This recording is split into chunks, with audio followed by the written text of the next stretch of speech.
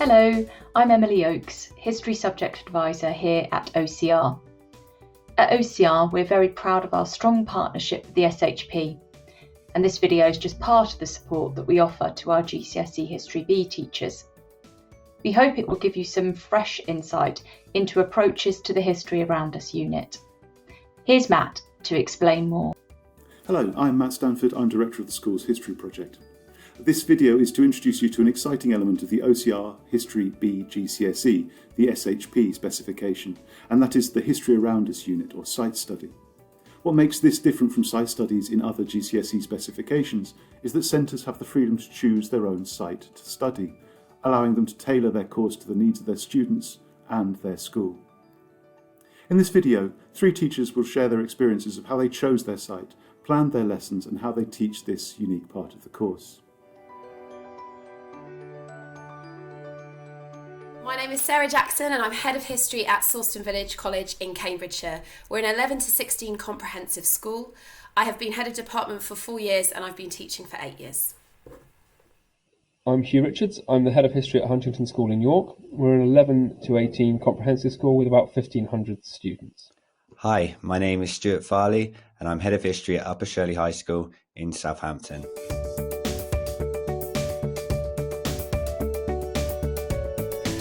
We have been teaching OCR SHPB for 4 years. We teach a wide range of courses including Making of America, Nazi Germany, Crime and Punishment, Norman Conquest and the History Around Us paper. We teach the OCR SHP specification and we look at the Fountains Abbey as our History Around Us site, the Norman Conquest, Making of America, Living Under Nazi Rule and the People's Health. Alongside our site study, the topics we teach are People's Health and the Norman Conquest for Paper 1 and Making of America and Life Under Nazi Rule for Paper 3.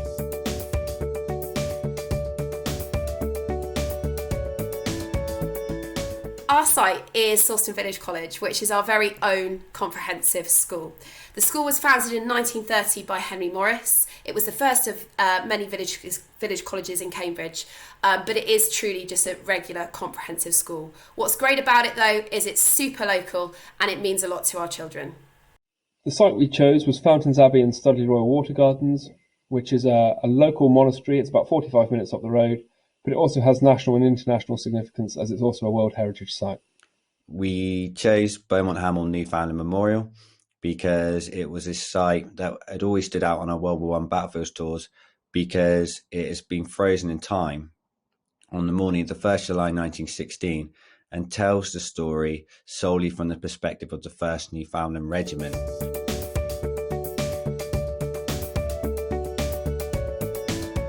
We chose our own school because it's a really practical solution to the History Around Us paper. It means that you don't have to go off-site and you can use or do your trip essentially within your day-to-day lessons. So you can literally leave the classroom and go and access the material, the physical features that you want with your children during your lesson. It's really therefore a really practical solution. It's also a really great solution though because also it has a real connection with our students and it means a great deal to them. As a result, they're really super interested in the history because the people that we connect with are people that are just like them. So for us, it's a super local, but it's also a really good practical solution. We chose the site because it's absolutely perfect for the specification. So we chose it, it's got a lot of different groups of people who use the site over time. There's a great deal of change over the time, as well as significant turning points, when the dissolution and when the Aylesbury's bought Fountains Abbey and incorporated it into the Georgian Water Gardens. But we also chose it because it forms a rich seam of Yorkshire heritage, and for our students, it takes them a little bit beyond the city of York, which they might have experienced a bit more at primary school or in Key Stage 3, but also gives them an opportunity to understand a wider piece of Yorkshire heritage and how Yorkshire continues to interact with its longer past. I thought it was a really interesting place to build an inquiry around where we could explore the setting to see how the narrative has been constructed and how this has changed over time, but also bring in other sources and all the scholarship that was being released during the centenary of World War I to assess how authentic the site is for telling us about the First World War.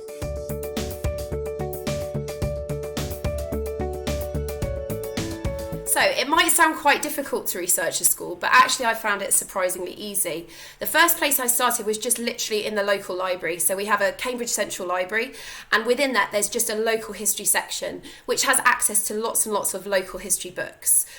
In that library, I was able to find 2 books just related to the founder of my college. So that was a really, really good starting point. The other thing that library had was access to microfiches, which were local newspaper selections, and the librarian was really helpful at helping me find articles directly relevant to Solston Village College. So that was a great starting point, and we had loads, and that's all we used in our first and second year of teaching. I then went on to, in the next year, have a look at the Cambridgeshire County Archives, and that's where I was able to find a couple of boxes which were directly about our school.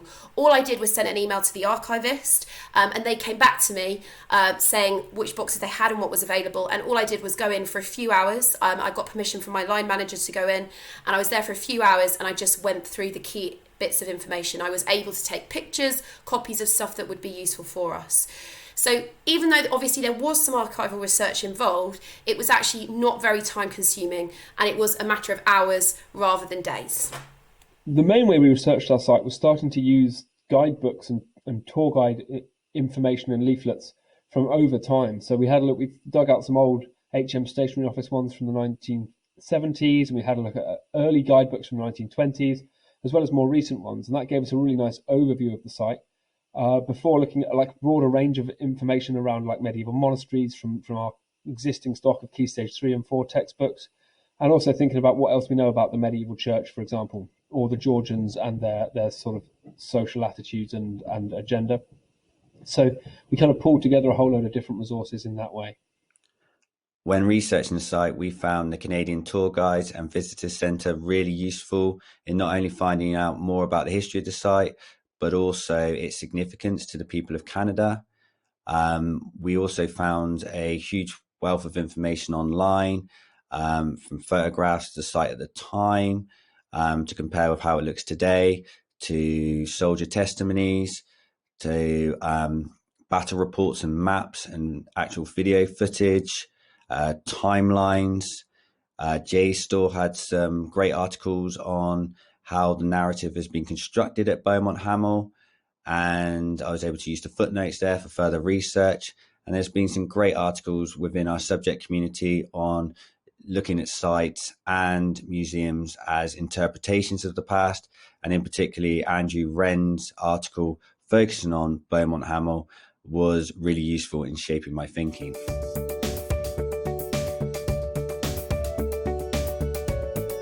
The site proposal form is really easy to fill out. There's only 14 criteria, and you just need to fill out something for each of those criteria.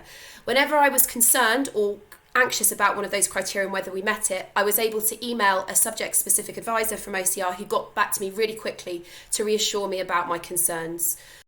It was dead easy to get the site approved. We filled out the form for OCR, and I think because we'd thought about the site we were choosing in relation to the specification already, it made a lot of sense. OCR were happy to approve the site straight away. Getting the site approved was a very simple process.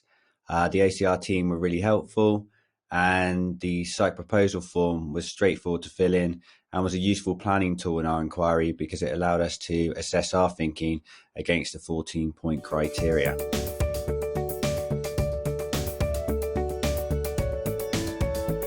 The really great thing about our site is that we don't actually have to organise a trip because the site is on our doorstep, or our classroom's doorstep even. That's really great from a personal perspective. As head of history, I don't have to organise the trip, but it's also great from a student perspective because we can literally leave the classroom during the lesson and go out and look at the physical features of the site. That's really good because it's like having our archive on our front door, and our students really, really engage with the physical features as a result. We absolutely take our students to the site every year. It's a wonderful experience for them to go there and get their hands on the history and start to unpick the mysteries of the remaining ruins as well as the water gardens. It costs us about £5. They pay a contribution to the coach trip, and it's about £5 a head. We cover the education membership for the National Trust in the department, and it's a really cheap and straightforward trip to run. It's really inclusive. We can take every student every year because we can always cover the costs of those who can't afford it. And it's a wonderful time to get away from the city of York and explore slightly further afield a lovely piece of Yorkshire history. We take our students to the site as part of a 2-night, 3 days battlefield tour. And I think the main advantage for us is they get to feel the site, the memorials, the cemeteries, standing in the middle of no man's land and hearing eyewitness testimonies in the place that they actually happened, going around to the back of the site and seeing the unpreserved German trenches. This has an impact far beyond what we can recreate in the classroom, and they remember it.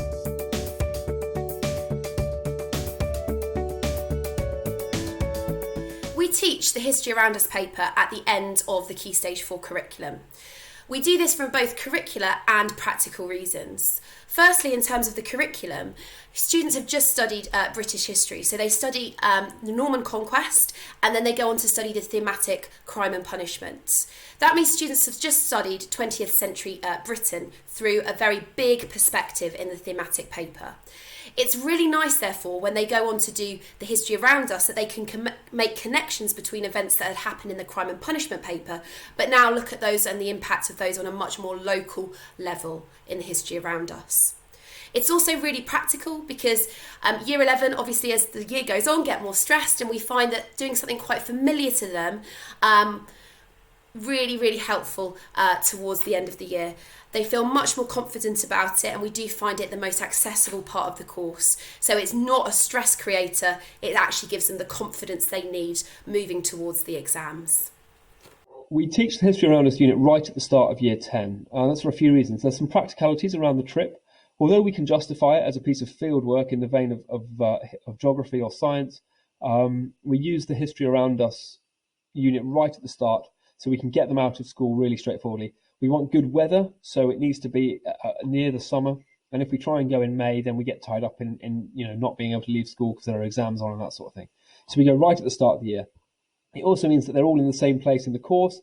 They've all had a really clear understanding of the background to the Abbey. So we go about 3 weeks in. They've had about 6 lessons of contextual build-up, so they can really make the most of the learning experiences at the Abbey. They've got all the vocabulary they need. They've got all the contextual knowledge they need to really make sense of the site and capitalise on the opportunities that are created by that visit.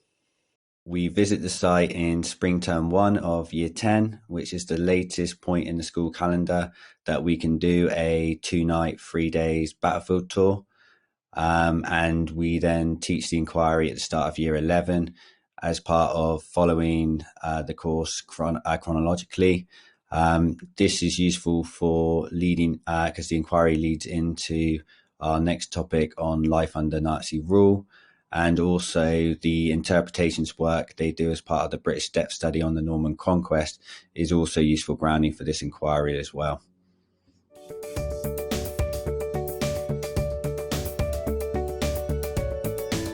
We used to teach the course by criteria, but we've now actually switched to moving chronologically. So we teach each period in detail.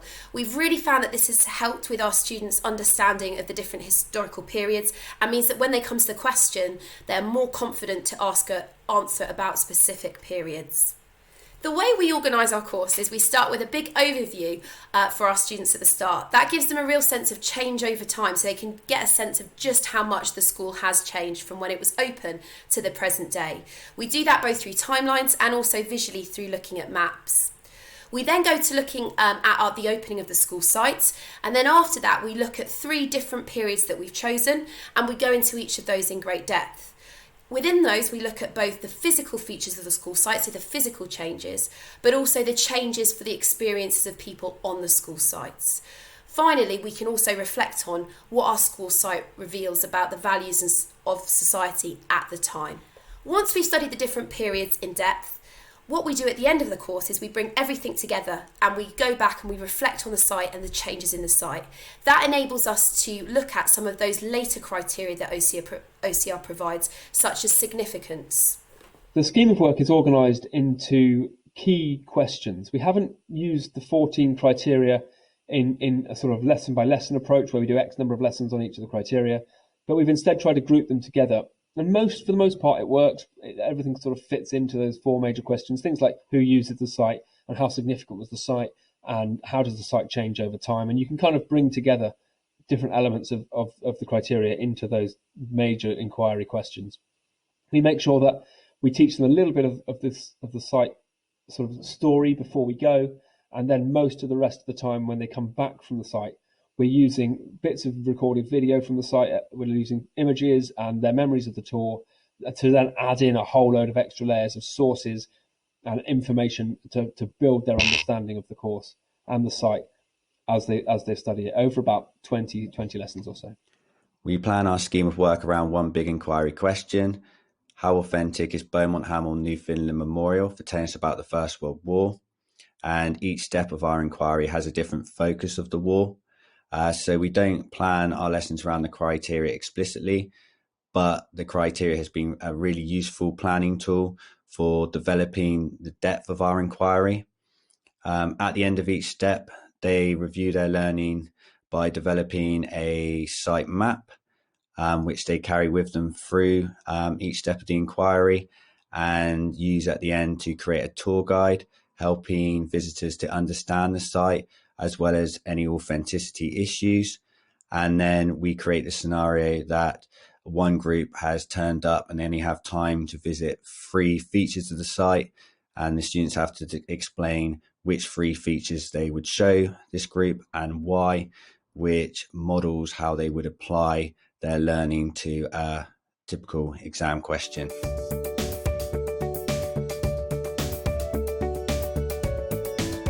The exam might seem like the scariest bit of the History Around Us course, but actually we find that students get on with it really well.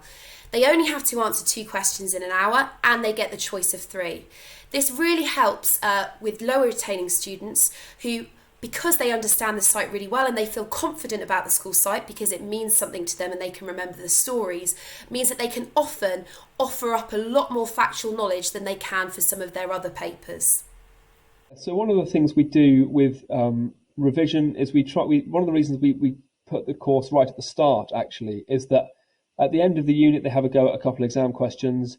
At the year 10 end of year exam they have another go at a couple of exam questions. In the year 11 mock they have another go at a couple of exam questions for Fountains Abbey. So the exam questions are potentially a little bit tricky, and actually by moving it to the start of year 10 we give them opportunities throughout the course to revisit the skills and start to think carefully about how they structure answers and apply their knowledge of the Abbey. So it's a really useful kind of way by putting the unit right at the start of the year. In terms of the exam questions themselves, there's the composite element of them can be slightly worrying, but we find actually that the students cope with it very, very well. We use a very specific technique that I call spider planning, and hopefully I'm going to write this up for teaching history soon, but we've got a really clear method of organising their essays. I'm very happy to talk to anyone about it if you want to get in touch.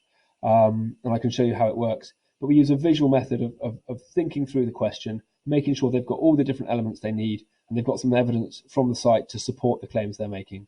And they can process it in little sort of bite-sized chunks, and it works really, really well. In terms of exam technique, we use a very organised visual method to help them practice planning the questions. We definitely advise they plan it before they write the answers. And we give them lots of opportunities throughout the course to have a go at exam questions. To help our students revise for the History Around Us paper, we use the site maps that they developed across the course of the inquiry to ensure that they have a really clear mental picture of the layout of the site and in the features within it, so they're able to think on their feet with whatever type of question comes up. Inspired by the revision resources shared on the SHP website by people such as Richard Kennett, we've created our own revision guide, which allows students to use the notes in their book to complete the guide and apply it to the 14-point criteria, past paper questions, and informal knowledge checks.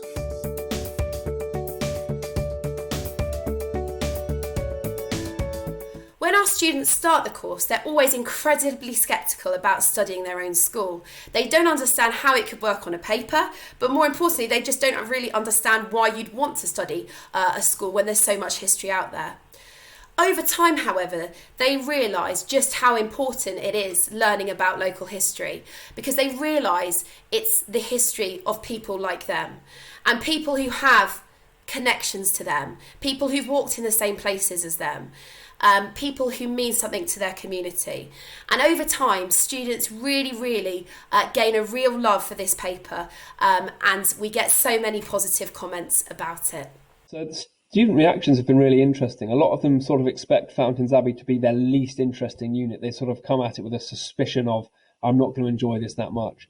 But the power of the trip, being able to take them to the site, they ultimately fall for its charm and fall for its mysteries and fall for some of the characters of the people we tell them about. So they tend to leave the course feeling like History Around Us was one of their favourite units. But they go in with low expectations and come out pleasantly surprised. Our students' reaction to the History Around Us unit is always really positive. They like the fact it's taught through one big depth inquiry. They always mention the trip as a highlight of the course. And this is also a big draw for students when considering their options for GCSE.